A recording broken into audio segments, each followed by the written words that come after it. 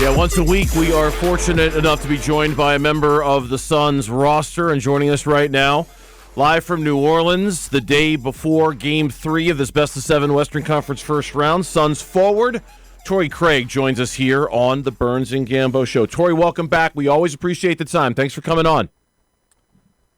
No problem, man. Thanks for having me. Torrey, you were part of this team last year that made a run to the NBA Finals, and at times you had to do it without key players, including a few games without Chris Paul. Tell me what you guys need to do not having Devin Booker at least these next two games in New Orleans.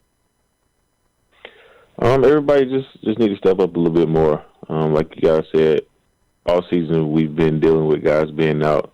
Even DeAndre Ayton, he was out games. Campaign's been out. Booker's been out. CP's been out. But we always manage to fill in the shoes and fill in the void. And although those are some pretty big shoes to fill, but we could do it collectively. And that's what this team is built for, man. We all play together. We all play for one another. And we prepared to play with or without Book. James Jones's philosophy has always been to have tremendous depth, to be better than teams 3, 4, 5, 6, 7, 8, 9, 10, 11 on the roster. That depth is going to be tested right now. This will be a true test of the team that James Jones put together. You're going to have to rely on that depth to win these games against New Orleans.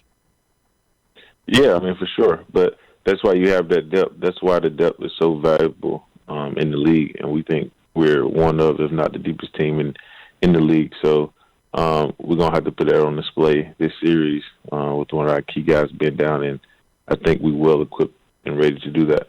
In the moment when something like that happens and he leaves the game and he's not coming back, as a player, and you've been around this league a long time, how do you adjust in the middle of the game to something like that, Torrey? How shocking is it to you when it happens in the middle of a game like that? I mean, it sucks because I mean, Book is our MVP, but it's part of the game, man. Injuries happen. It happened to us last year with CP, and we just had to make adjustments. And with him being hurt, and then with the COVID situation, and I think we adjusted well. And the same thing with Book. It's tough when it happens, but you have to lock into the moment, to the game, and still do the little stuff you need to do to win games. So, like I said, we had a good practice today, and good game plan prep. We're going to come out tomorrow ready to play. Yeah, Torrey Craig joining us live from New Orleans here on the Burns and Gambo Show. When I'm sure a lot of film was watched, a lot of conversations. In your mind, what's the biggest thing that needs to be corrected coming off of Game 2 that you weren't happy with what you guys did?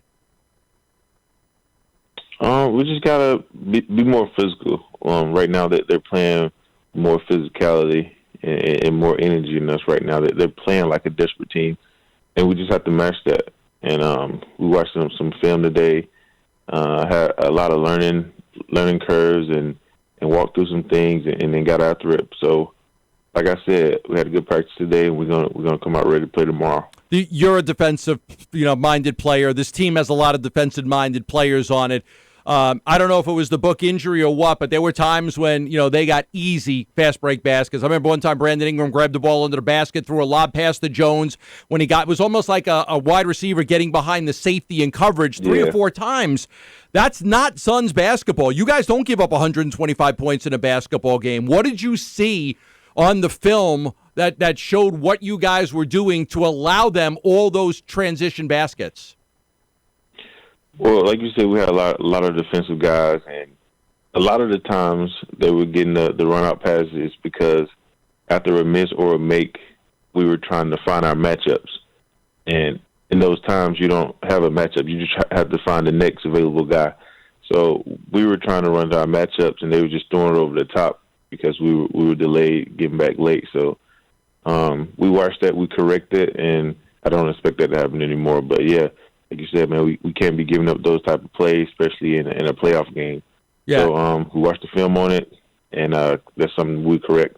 I imagine you kind of hinted about this early, but I would imagine the physicality on Ingram and C.J. McCollum is going to increase in this game. That way they don't get as many wide-open shots. They'll get a little bit more contested shots. They'll get banged around a little bit, not to make it so easy.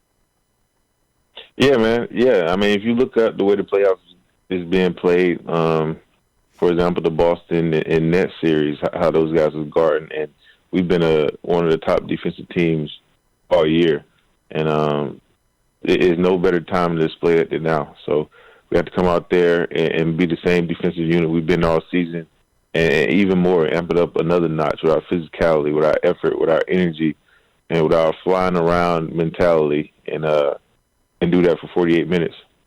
You guys, Torrey Craig joining us live from New Orleans here on the Burns and Gambo Show. Suns have been the best road team in the NBA. What is it about what you guys do you think that travels so well, Torrey?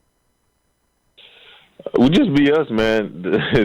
Just to be simple, we just be us. We have a lot of components that plays an effect. Like, we have great leadership, we have great vets, we have great young guys, we have depth, we have all of the boxes to tick. And I think no matter where we play, at home or away, anywhere, we're going to be Suns. You're going to see Suns basketball. So the environment don't dictate how we play. We're just going to play Suns basketball no matter what. And I think that's why we've been so consistent on the road. How important? You guys got off to a great start in game one, right? You guys got up by like 21, 22, 23 points. How important do you think it is in game three to kind of get off to a good start again, right? Their crowds, they're sold. The games are sold out. They're going to be loud. They just even the series. I mean, how important is it for you to kind of get that? Because they're playing with a little bit of confidence right now. How important is it to get off to a great start? I mean, it's always good to get off to a great start, but with us, the start hasn't been a heel breaker. It's been the third quarter for us. We'll go into halftime with a double-digit lead and then come out flat in the third quarter, and teams make runs. I think both third quarters this series we've given up 30-plus points, as opposed to 20, 16, whatever points they scored in the first quarter. So the third quarter has been our Achilles heel of late, so that's something that we have to be mindful of. But, yeah, I mean, on the road, you definitely want to get off to a great start. But I think our most important thing is handling the third quarter, because that's when you can kind of kill a team's confidence and put them away or kind of send a message. So I think that's what we need to be ready for and have a good third quarter. I'm glad you brought that up, because I'm assuming the fact that you mentioned it, and now that you mention it, I think back, it was kind of the third quarters. I assume that was something that came up when you guys were talking with Monty, when you were looking at film, when you were going over stuff with the coaches. It sounds like the third quarter might have been kind of a point of emphasis when you guys have been reviewing the game over the last couple of days. Yeah, for sure. We've let teams back in. We let, especially this series, we let the guys back in. They made runs in the third quarter. Our transition defense, giving up offensive rebounds, just giving a hungry team like that life could come back to haunt you. So we definitely going to be on top of that. We've seen Cam Johnson step into the starting lineup and play well when called upon. Do you imagine he relishes this opportunity to deliver and come through and with Book out?